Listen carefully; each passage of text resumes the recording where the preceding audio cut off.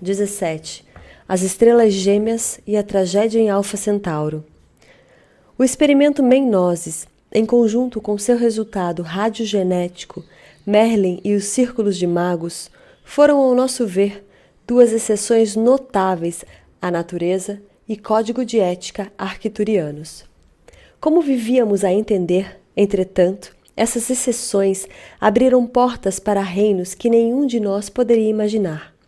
Esses reinos de experiência, nós descobriríamos, desafiavam nossa composição natural como esporos, fazendo com que nos abríssemos ainda mais para caminhos de evolução nunca sonhados em nossos idílicos estados de transe na distante Ur-Arctânia. Como vocês devem ter concluído, nós, heteróclitos de Arcturus, possuímos uma natureza gêmea ou binária. É por isso que estávamos tão preparados para nossa missão como domadores de planetas em nossos planetas gêmeos originais de Ur-Arctânia maior e menor.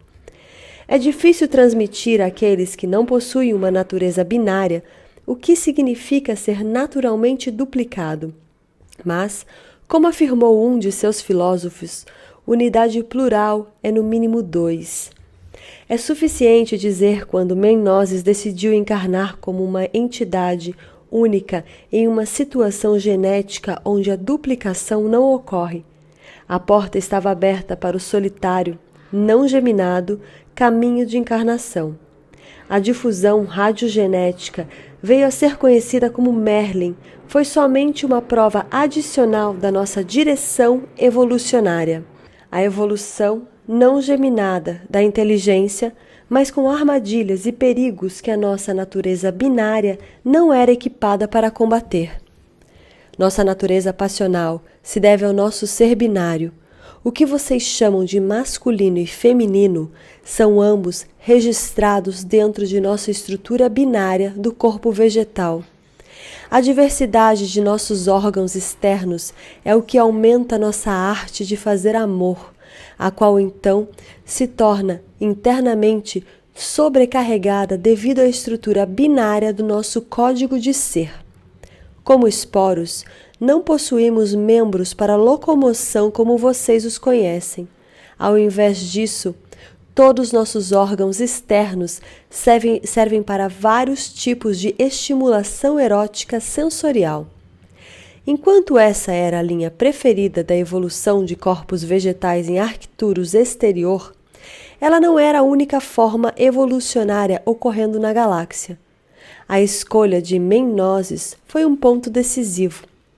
As possibilidades e configurações kármicas perturbadas pela estrutura e natureza solitárias estavam escurecendo muito nosso ser binário original.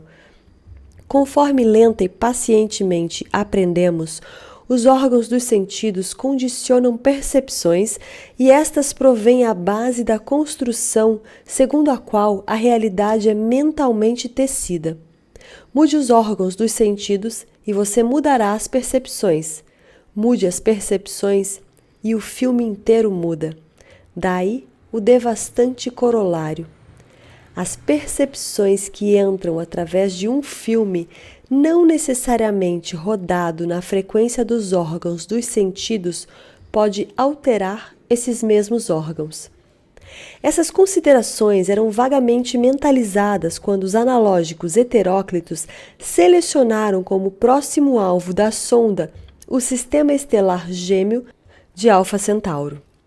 Nós havíamos deixado Menoses partir para sua missão em Fomalhaut, enquanto Merlin permaneceu em Procyon. Naturalmente, para o restante de nós, esporos dos sentidos sempre despertando, primeira noção era que um sistema estelar gêmeo e como Alfa Centauro seria perfeitamente adequado para sondagem por nossa natureza binária. Monitorando esse sistema biestelar a partir das condições favoráveis de nossos casulos de tempo e espaço, experimentamos alta e violentamente um fenômeno contraditório. Parecia que elementos da estrela A de Alfa Centauro exerciam formas terríveis de controle em elementos da estrela B desse mesmo sistema. Foi difícil obter informação, uma vez que os campos eletromagnéticos em ambos os sistemas estavam em estado de alto fluxo. Quando finalmente tivemos algum controle sobre o assunto, a situação nos parecia a seguinte: um baixo, mais inteligente grau de cultura do corpo vegetal havia obtido controle dos 4 planetas da Alfa Centauro A. Outro contingente de formas de vida, mais eletricamente orientadas do que aquelas de Alfa Centauro A, haviam tentado cultivar seu êxtase nos 6 planetas de Alfa Centauro B. Ciumentos do grande número de planetas em Alfa Centauro B, a cultura do corpo vegetal de baixo grau havia decidido encontrar a maneira de colonizá-los. A ideia era que, com mais planetas, a população podia se espalhar e ter uma chance melhor de desenvolver maior diversidade. Entretanto, quando os de Alfa Centauro A encontraram as entidades mais eletricamente carregadas, mas relativamente desmotivadas de Alfa Centauro B, uma nova estratégia foi traçada: escravizar os de Alfa B e usar sua energia como meio de prolongar os curtos espasmos de vida do corpo vegetal dos de Alfa A. Essa forma horrenda e repugnante para nós de vampirismo estava em plena marcha quando finalmente juntamos as peças do quebra-cabeça e descobrimos o que estava, na verdade, ocorrendo nesse desafortunado sistema estelar gêmeo. Elementos adiantados de nossa sonda decidiram qual tipo de encantamento do sonho realizar, que tempo paralelo deveria ser invocado para interceder e reverter a situação em direção do objetivo da liberdade sensorial e liberação mental. Uma interface foi criada congruente com a matriz central dos Alfa Centauro B, com a intenção de despertar neles sua capacidade vasta, mas dormente, de compartilhar o tempo. Assim que alguns de Alfa B começaram a responder ao influxo dos novos engramas imaginativos, a tragédia aconteceu. No exato momento em que estavam se engajando e criando um tipo de elevada consciência, grandes e horrendas tormentas elétricas emergiram do nada. Num piscar de olhos, a face de um dos planetas de Alfa B se tornou carbonizada, enquanto outro planeta saiu de seu curso para explodir em todas as direções. Apavorados com o que tinha ocorrido e presumido que se tratava do resultado de nossa própria experiência, um número de esporos desceu em direção ao planeta carbonizado para investigação. A ansiedade e a consternação dos esporos investigadores diante da cena de destruição foram tão grandes que eles não puderam se preparar para o que aconteceria depois. Em um varrer repentino, vários dos veículos espaciais dos de Alfa A desceram sob nossos esporos, tornando-os cativos.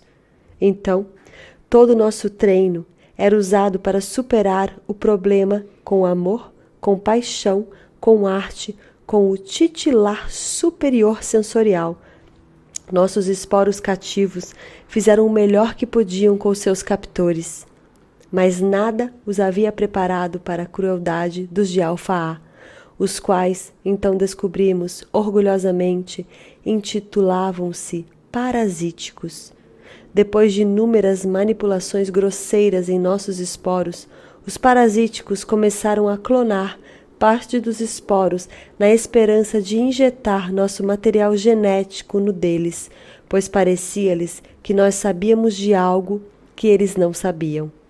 Naturalmente, a geração seguinte de Alfa A experimentou o resultado, uma raça mestre, que na verdade era um monstro híbrido. Com o crescimento de nossa raça, os ciclopeanos, outra coisa terrível aconteceu. Em atos de canibalismo, os ciclopeanos atacaram os mais velhos parasíticos, que eram fisicamente menos poderosos que sua cria híbrida. O poder dos parasíticos enfraqueceu e se quebrou.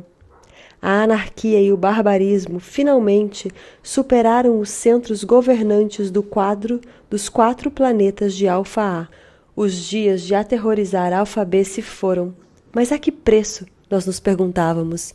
Em resposta ao que havia ocorrido em Alfa Centauro, nós encarnamos 2 colônias de esporos nos 2 planetas mais distantes de Alfa Centauro, A e B. Essas 2 colônias iriam adotar e, com o tempo, verificar se uma fusão de culturas poderia ser desenvolvida a fim de harmonizar esse sistema perturbado. Assim foi, nós conhecemos e atraímos algo que não havíamos conhecido antes. Alguns entre nós falaram de perda da inocência e muitas baladas e canções comoventes nasceram a partir desses eventos. Já outros falaram positivamente do aumento da nossa pungência. Mas, como nossos casulos interdimensionais, espaço-tempo, giravam devagar nos vastos bolsos da noite interestelar, muitos de nós ponderavam e pensavam em que nós nos tornaríamos neste evento sem fim chamado Sonda de Arcturus?